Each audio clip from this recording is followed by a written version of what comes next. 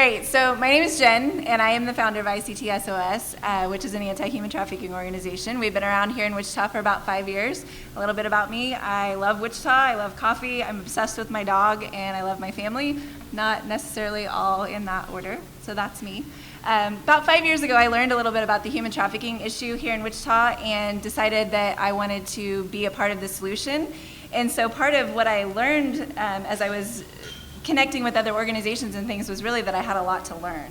And so part of that was that human trafficking doesn't happen in a silo. It doesn't happen by itself. It's often a symptom of a lot of other things that are going on in a community.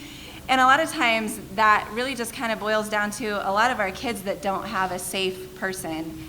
And so when we back up and start to look at these issues, I'm a mom. I'm not a police officer. I'm not a social worker. So what does that look like for me? How do we start to tackle this stuff as a community? Well, I can connect with kids. I know a few things, and I'm involved in a few things. And so really the first step to that for me was just to make the commitment that, you know what, I'm going to show up. I'm going to get involved. I'm going to make a commitment to connect with the youth in our community. I'm going to show up, and I'm going to do it, and I'm going to do it consistently. So Josh Shipp is a foster care advocate, and he says that every kid is one caring adult away from being a success story. If you get a chance, he has a really great YouTube video where he talks about the foster dad that was his one caring adult that really just wouldn't give up on him when he was kind of a brat. And you don't have to be perfect. You don't have to know all the answers. You don't have to, know everything about how to get involved in things. You don't have to know even where to start sometimes. The big thing is kids need you to show up. And so think about the things that you already do. What do you like to do? Are you a filmmaker? Are you into video games? Are you a baker? If you have sweet nunchuck skills, that's like an extra bonus point right there. But what are those things that you already like to do? And did you like to do them when you were a kid? Was that something that you started maybe in sports as a youth? And were there people that invested in that and contributed to that? And how did that affect you and impact your life into your adulthood? So what I want you guys to do for just a second is just stop for a minute and think about who your one caring adult was as a kid, and just kind of get that person in your mind. You've only got 15 seconds, so think fast. Come up with who that person is for you.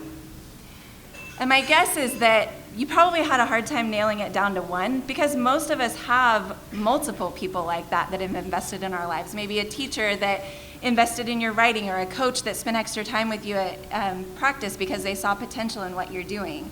And those people create your safety net. Those connections make the net that keeps you safe and engaged and connected to the community. And the more of those people that you have, the stronger that net is. So what are some of the things that you've tried that maybe you wouldn't have if you didn't have that net? And unfortunately, many of our kids don't have that safety net. So then they connect to people that aren't safe for them. They don't have somebody to bounce ideas off of when something is tough, or to even celebrate victories with when they have something really great happen, and they need those connections like we do.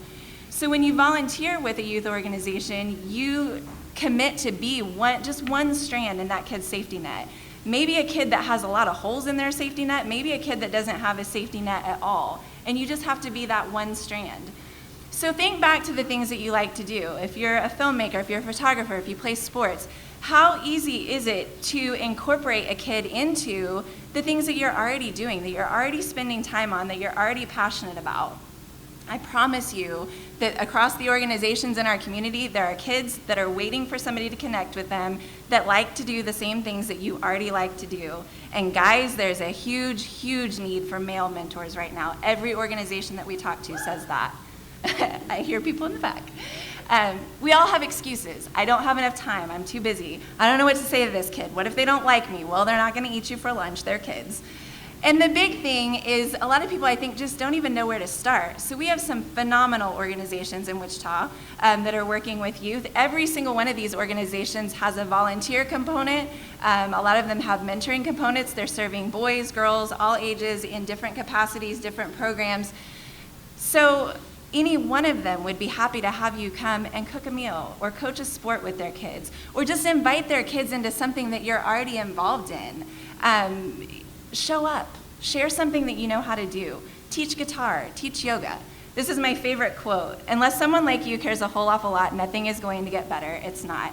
So my call to action for you guys is, if you care a whole awful lot, let me be part of your safety net. Let me extend my safety net of really awesome people so that you guys can connect to that and be that for a kid.